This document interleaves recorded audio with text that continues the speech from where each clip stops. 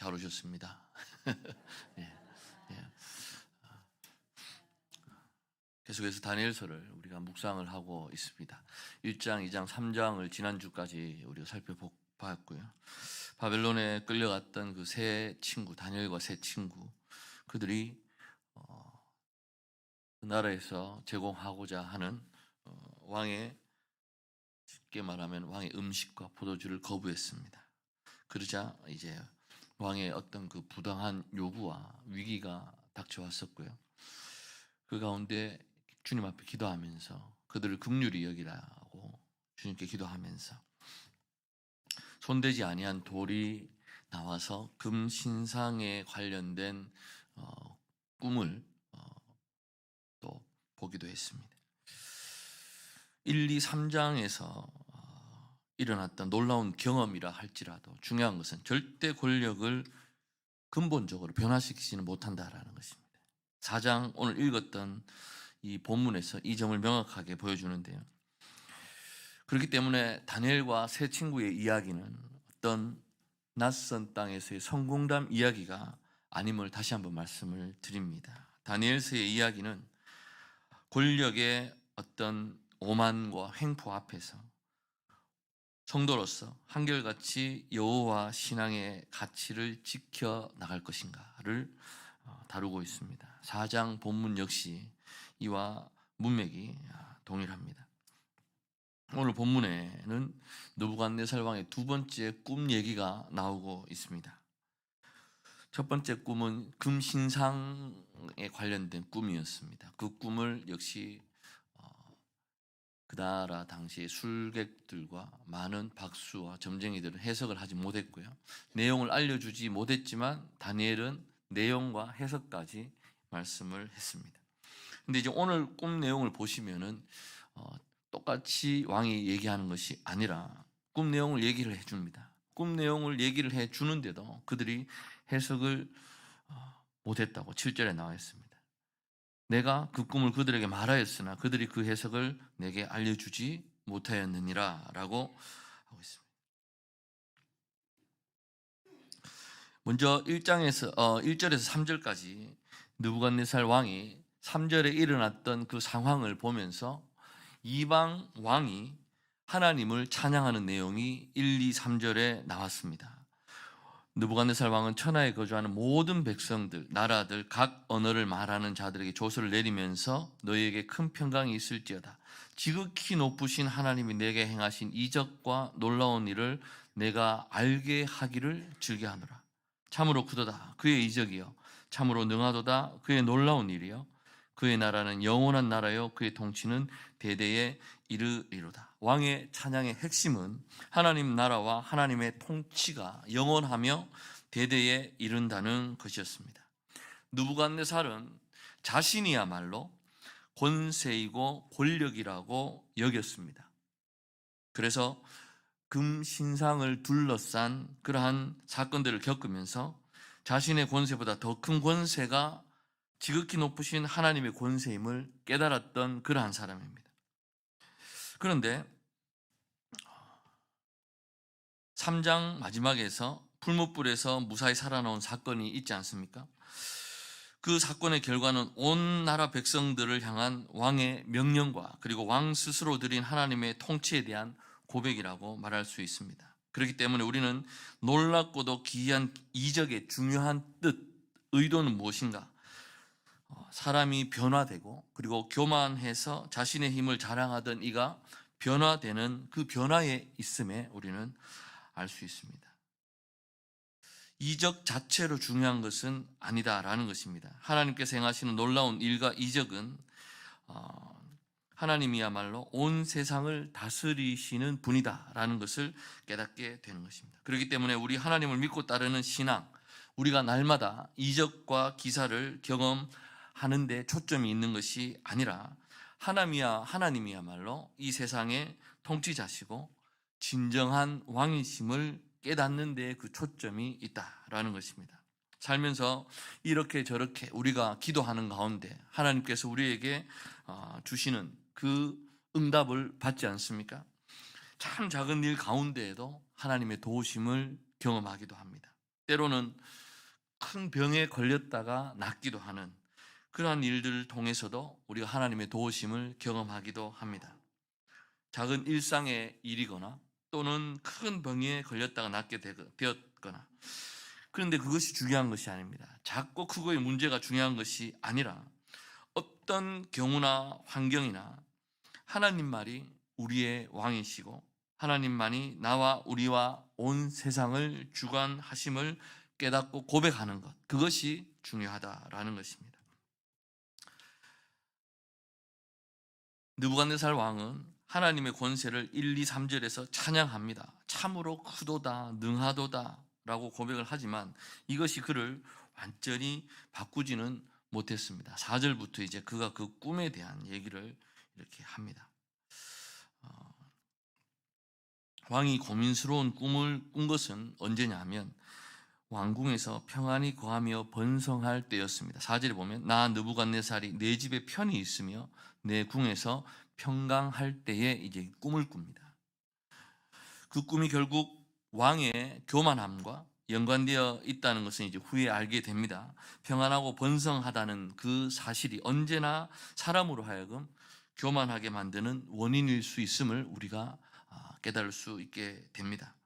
그렇기 때문에 평안과 번성, 하나님이 사람에게 주신 은혜는 맞습니다. 그런데 사람들은 곧잘 그것이 자신에게서 비롯된 것이라, 자신의 것이라 여기서 자랑하고 교만하게 된다라는 것입니다. 번성이 은혜가 되는 것이 아니라 도리어 넘어짐의 출발이 되어버리는 역설이 생겨나게 되는 것입니다. 4장에서 왕이 그들에게 꿈을 알려주고 해석을 말하라고 얘기했습니다. 7절에 그러나 그들은 해석을 말할 수 없습니다. 2장에서는요 꿈의 내용도 얘기하라고 그러고 해석도 얘기하라고 그러한 무리한 요구가 있었습니다. 그러나 정작 꿈을 4장에서는 알려주어도 그 해석을 이들이 말할 수 없었음을 알 수 있습니다. 다시 말해서 뒤에 나오는 것이지만 거룩한 신들, 거룩한 하나님이라고 하는 거룩한 하나님의 영이 있는 다니엘은 이 해석을 하게 되는 것이죠. 그래서 이방 왕의 입을 통해서 다니엘의 존재가 부각되는 것을 볼 수가 있습니다. 왜 다니엘이 먼저 와서 듣고 해석을 해주는 일은 일어나지 않는가? 이들을 통해서 이들이 해석하지 못하는 그런 상황이 먼저 발생하고 그 다음에 다니엘이 와서 다니엘이 그 해석을 하게 되면서 좀 더 다니엘의 특별함에 돋보이게 되는 그러한 어떤 문학적인 배치가 있지 않는가라고 해석을 하기도 합니다. 이제 꿈 내용을 왕이 얘기를 합니다. 두 가지가 나옵니다. 하늘에까지 닿은 나무가 나오고요. 그리고 순찰자가 나와서 내리는 명령이 나옵니다. 10절에 12절에 보시면 내가 침상에서 나의 머릿속으로 받은 환상이 이러하니라. 내가 본즉 땅의 중앙에 한 나무가 있는 것을 보았는데 높이가 높더니 그 나무가 자라서 견고하여지고 그 높이는 하늘에 닿았으니 그 모양이 땅 끝에서 보이겠다라고 했습니다. 상당히 상징적인 꿈입니다. 땅 한가운데 나무가 있습니다. 그런데 이 나무의 영향이 세상 끝까지 미치게 되는 것이라고 볼 수 있습니다. 땅 끝에서 볼 수 있을 정도로 높은 것입니다. 이러한 것들은 왕의 높고 크고 대단한 것에 대한 어떤 왕의 야망 그리고 집착을 품고 있음을 우리는 알 수 있습니다. 하늘에까지 닿은 높이에 대한 언급을 볼 때 기억나시는 것이 있지 않습니까? 창세기에 나오는 바벨탑 사건을 우리는 연상합니다.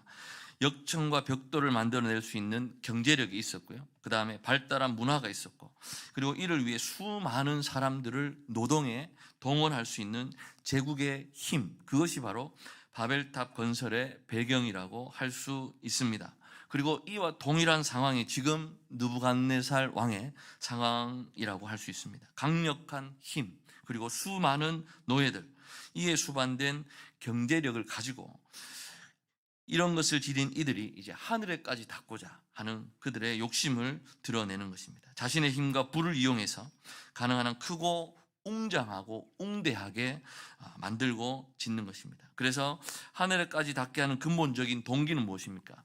우리가 인간이 신이 되고자 하는, 그래서 하나님 같은 존재에 이르려고 하는 그러한 야망이라고 할 수 있습니다. 아담과 하와가 뱀의 유혹에 넘어갔을 때 하나님과 같이 될 것이다 라는 그 유혹에 넘어갔던 것과 같습니다. 그래서 이 높이 솟은 나무의 잎사귀는 아름답고 열매는 많았습니다. 만민의 먹을 것이 될 만하였습니다. 짐승과 새들을 비롯한 동물들도 이 나무에 깃들며 먹을 것이 있었다라고 합니다. 그렇기 때문에 이 나무는 참으로 온 세상을 지탱할 정도의 나무였던 것으로 표현이 되고 있고, 세상의 중심이고 세상의 어떤 근원이라고 하는 것처럼 보입니다. 그런데 이제 13절에 보시면, 내가 침상에서 머릿속으로 받은 환상 가운데 또 본즉 한 순찰자, 한 거룩한 자가 하늘에서 내려왔다라고 기록하고 있습니다. 왕의 꿈을 이루는 한 요소가 온 세상을 지탱하는 것 같은 나무라면, 다른 요소는 순찰자였습니다. 순찰자라고 하면 누군가를 깨우는 역할을 하는 존재입니다. 그래서 달리 감시자라고 옮길 수도 있습니다. 그래서 순찰자를 이어지는 내용에 보시면, 한 거룩한 자가 하늘에서 내려왔다. 그래서 하늘에서 내려온 거룩한 자로 이 순찰자를 부르고 있습니다. 다시 말해서 어떤 신적인 존재임을 가리키고 있습니다. 그 순찰자가 크게 소리를 질러서 이르기를, 그 나무를 베고 그 가지를 자르고 그 잎사귀를 떨고 그 열매를 해치고 짐승들을 그 아래에서 떠나게 하고 새들을 그 가지에서 쫓아내라라고 외치고 있습니다. 이 순찰자의 외침은 이 나무의 어떤 풍성함, 세상의 근원과 중심 지탱이 되는 특징을 완전히 뒤집어 엎어버리는 그러한 명령이었습니다. 그러면서 15절에 이렇게 얘기합니다. 그 뿌리의 그루터기를 땅에 남겨두라고 그렇게 명령합니다. 베어진 나무의 그루터기에 관한 말이라고 생각할 수 있을 것인데, 이제 15절에서는 그것으로, 16절에서는 그 마음의 그로 옮겨졌던 것을 알 수 있습니다. 그래서 그루터기만 남겨둔다라는 것을 요즘 말로 하자면 그야말로 바닥을 치는 그러한 의미를 삼을 수 있을 것입니다. 그래서 순찰자는 나무를 베어낸 후에 짐승들과 새들을 피하게 하라고 명령하였습니다. 이 떠나게 하다, 쫓아내다라는 동사가 쓰였지만은 원어에서는, 아람어 본문에서는 도망치다, 피하다를 의미하는 동사가 한 번 쓰였습니다. 그래서 정확하게 옮기자면 짐승들로 그 아래에서, 그리고 새들로 그 가지로부터 피하게 하라라고 할 수 있습니다. 이것이 무엇을 의미하는지를 살펴보면, 세상을 지탱케 하던 나무가 사라지니까 이제 짐승과 새들이 그 거처를 잃어버린 것처럼 생각할 수 있습니다. 그러나 그것은 철저하게 어떤 나무의 입장에서 생각할 수 있는 것입니다. 다시 말하면 높고 높은 나무가 있기 때문에 짐승과 새가 거기에 이제 거한다라고 하지만, 순찰자가 나무를 넘어뜨린 후에 이 새들과 짐승으로 피신하게 한다는 점에서 우리는 이 나무가 주는 평화는 나무 중심의 시각으로 본 것이었음을 우리는 깨닫게 됩니다. 다시 말해서 나무가 주는 평화가 있다라고 했을 때 강제적인 무력에 의한 평화였다. 겉으로 표현되는 단어는 평화 있을지 모르겠지만, 예를 들어서 이제 팍스 로마나 하는 단어가 있습니다. 로마의 평화라는 뜻인데요, 로마인들에게는 평화일 수 있었습니다. 그러나 훨씬 더 많은 피지배 민족, 노예들에게는 이것이 피눈물 나는 억압과 압제의식이었다라는 것입니다. 자기들의 입장에서 보면 팍스 로마나라는 말을 하면서 자기들은 평화를 누렸을 수도 있을 것입니다. 그러나 그 평화를 유지하기 위해서 거기에 해당되는 많은 노예들과 피지배 민족들의 억압, 압제가 있었다라는 것입니다.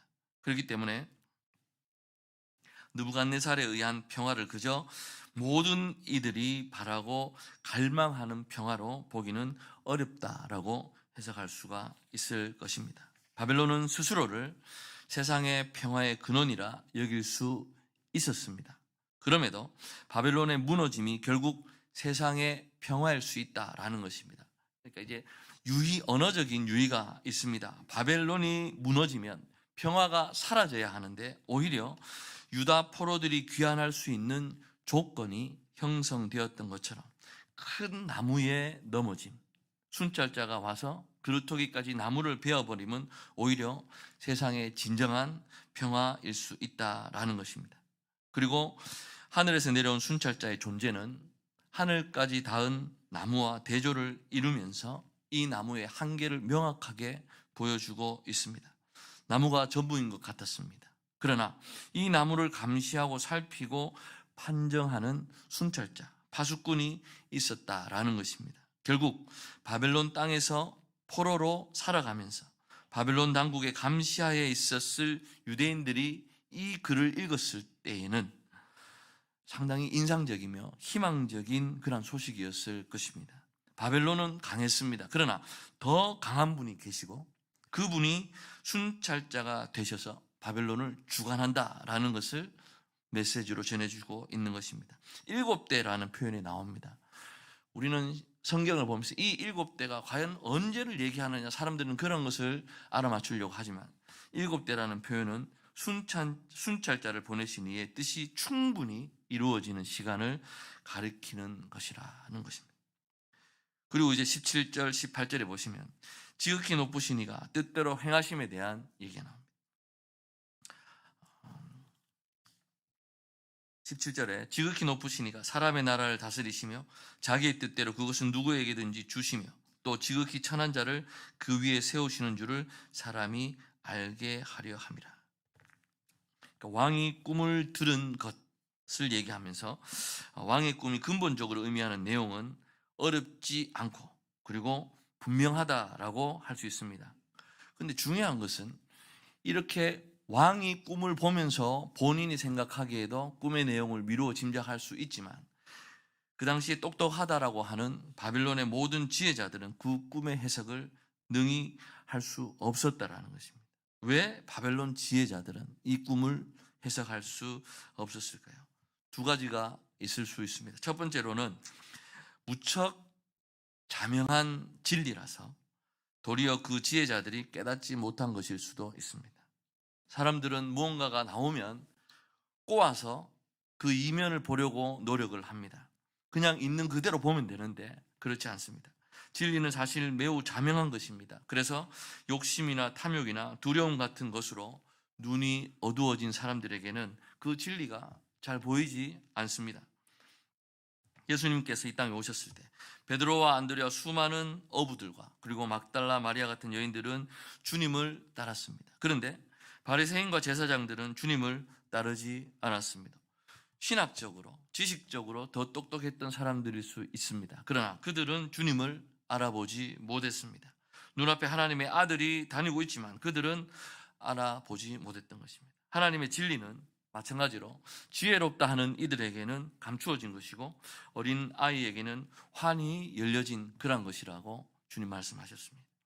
지혜자들이 이 자명한 꿈의 내용을 그리로 몰랐다는 것, 어쩌면 그들의 모든 상상력과 생각이 절대 권력인 왕에 의해서 어떻게 보면 제한되어 버린 까닭일 수도 있습니다.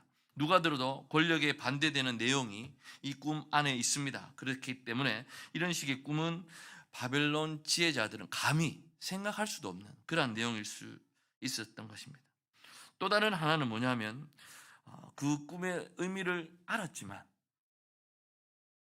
말할 수가 없었습니다. 왜냐하면 말하면 아시지 않습니까? 죽습니다. 죽기 때문에.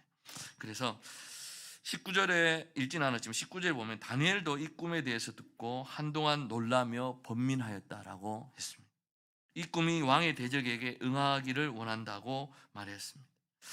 다니엘은 이 꿈이 왕에게 임할 심판임을 알아차렸습니다.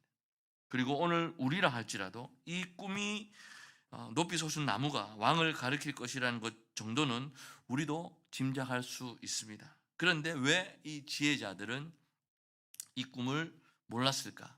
모르지 않았습니다. 그런데 왜 말하지 않았을까? 왜냐하면 이 꿈은 절대 권력의 몰락을 말하는 것이기 때문에 이것을 왕에게 그 앞에서 말한다는 것은 목숨을 내놓고 얘기해야 될 것이기 때문입니다. 그렇기 때문에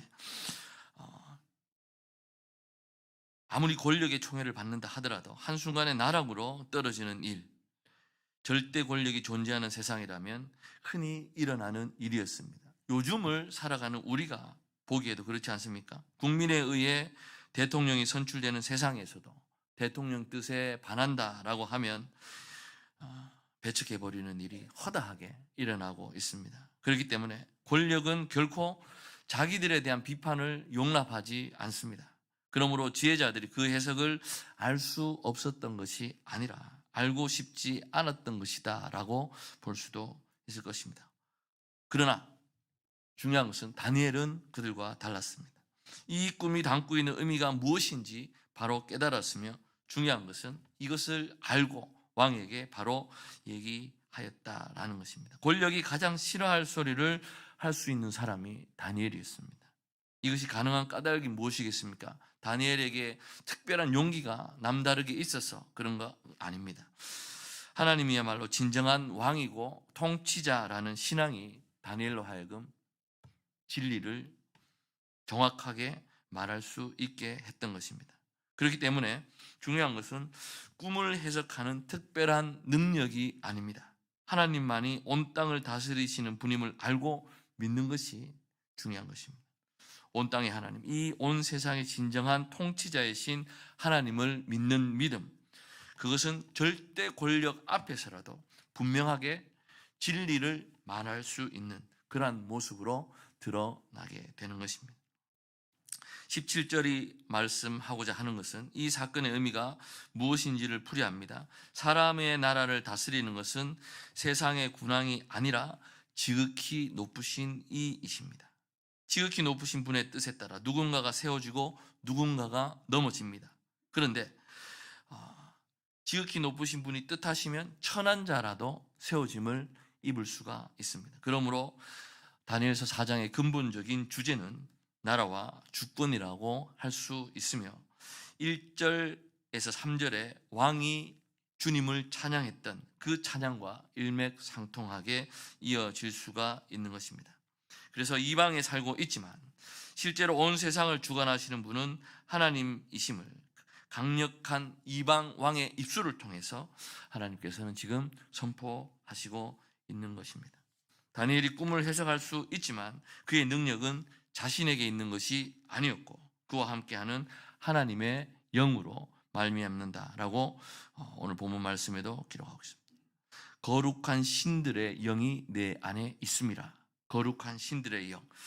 그래서 제 아무리 높이 솟은 나무와 같은 힘이 있다라고 할지라도, 그리고 그것이 하늘에 닿을 정도로 대단하고 신통하고 무엇인가 있어 보인다라고 할지라도 하늘에서 내려온 순찰자는 따로 있었습니다. 그리고 그의 명령에 의해서 그 나무는 베어지고 맙니다.